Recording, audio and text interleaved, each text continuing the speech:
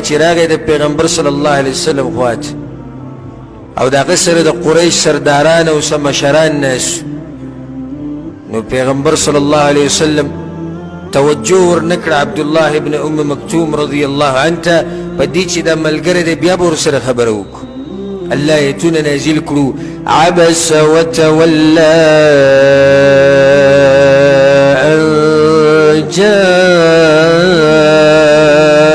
الأعمى وما يدريك لعله